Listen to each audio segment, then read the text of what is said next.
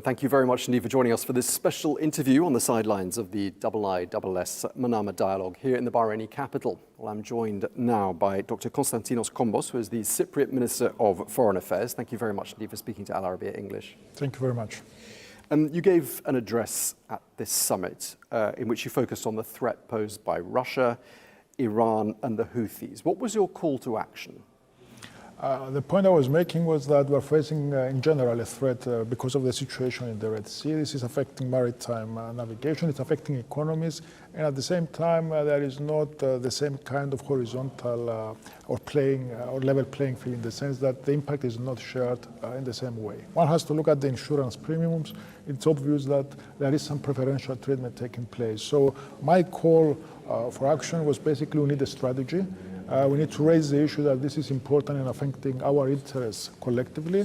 And right now, I don't believe we have a coherent strategies to the military, the political, the financial, all the various aspects that could make up for a comprehensive strategy.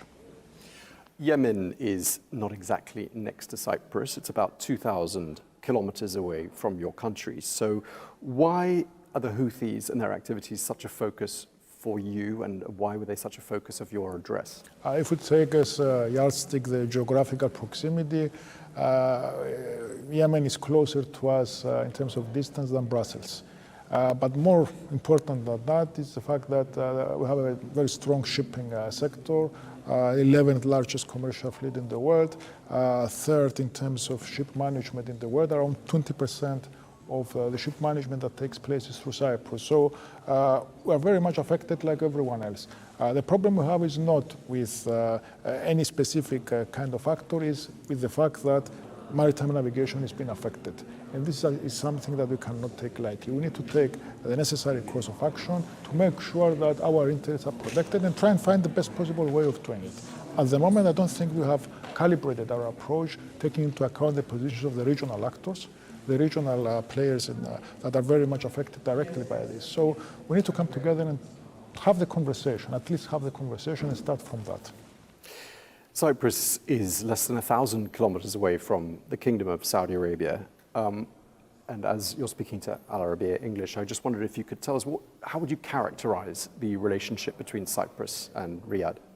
I believe we have a very strong relation.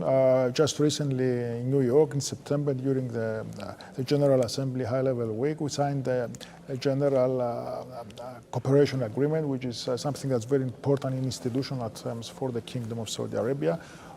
We are having regular contacts with my counterpart and at various other levels. The whole point is, for us, we need to accelerate and deepen rather the relation. There is plenty of opportunity for both sides. Cyprus is the bridge, if you like, between Europe and the Middle East and the Gulf. There are many interesting projects and potential in terms of the future direction. The region is not just about crisis, it's about opportunities. And there are connectivity projects, energy projects, various opportunities for investment and for collaborating. So we're extending this thought process towards our Saudi friends, and we're continuing the intense dialogue we already have to try and make this yield tangible results and outcomes for both our peoples. Another relationship I'd like to ask you about is the fact that Cyprus recognized the state of Palestine a very long time ago, in 1988. You also have close ties with Israel. I'm wondering, how does Cyprus lever those unique relationships to try to ease the tensions? We have excellent relations both with all the Arab countries and with Israel. And this, we believe, puts us in a rather unique position in terms of also being a member state of the European Union. So these are not relations that have been formed or cultivated in the last 2 or 3 years. These are relations that have been growing for a number of years. They are built on trust, of course on mutual interest and honesty. And we have been consistent in our approach and we're predictable in our approach. So this enables us to sometimes be more frank and open when we talk to our counterparts, to our friends from the region, and say what do we think is right, wrong in our personal opinion. So we are trying to be a facilitator. We are trying to be a country that is friendly to everyone in the region, simply because we believe that we cannot change geography and we have no other option than to work together. The potential is so much, it's there, and we need to take the maximum use out of it. The US President Donald Trump has been extremely active in trying to broker peace between the two sides. He had his 20-point plan. I gather your president had 6 points of his own. What has been Cyprus's involvement in this particular aspect of the peace process? Let me first start by saying that the plan by President Trump has basically been something that is giving hope to the region. It's a remarkable achievement. We need to make sure now it's been fully implemented. My president's positioning in relation to this was how we can move into the implementation phase. And in relation to the 20 points, in relation to 6 of those points, we believe that Cyprus can have its own small contribution.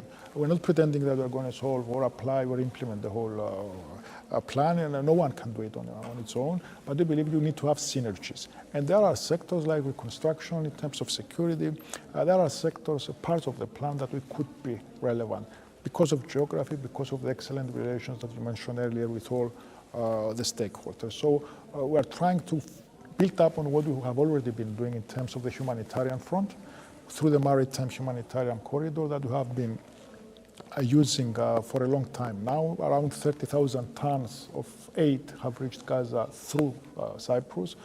So we're continuing on that basis, and we're also trying to leverage whatever we can in terms of the relation we have with Israel and the other regional partners to make sure that we can contribute to the implementation of the plan to a limited way and subject, of course, to the situation as being developing on the ground. While we're talking about Israel, there have been numerous reports in the newspapers, including an expose run by Haaretz newspaper, an Israeli newspaper, shining a light on what it described as Israel's attempt to create a so-called backyard in Cyprus. They're talking about the Israeli buying of land parcels, property, and so on. Are you concerned that your country's neutrality could be affected by these developments? Cyprus neutrality is well established. It's part of our very careful balancing between the various conflicting, in some cases, parties. Yes, there is a strong relation with Israel, like there is with Egypt, with Jordan, with Saudi Arabia, with every country in the Gulf. So we are one of the very few countries in the European Union that has diplomatic missions in all the countries in the Gulf. So it's not like it's a pick of choose situation. Yes, there is Israeli presence, like there is presence from many other countries. It's about attracting investment. It's about being a center for the provision of services and a center for a popular destination for tourism. So part of it is also misinformation campaigns. We have heard in the past from various proxies that have targeted Cyprus, trying to create their own narrative in relation to the island. But I believe that, like every country, we have the right to define ourselves and how we position ourselves. And I don't think it's in anyone's right or privilege, if you like, to have the capacity to paint us in any color they want.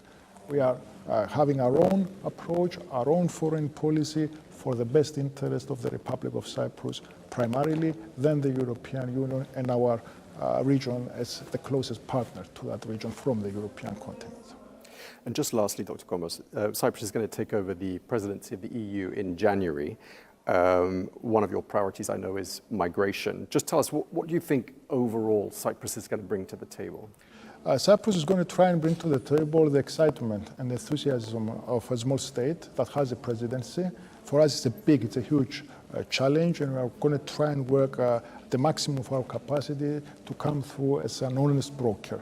We also want to make sure that the focus turns to other issues, not only on Ukraine, which will remain the top priority, of course, for us, but to this region as well. And the region not just as a crisis hotspot, but also as a land of opportunity.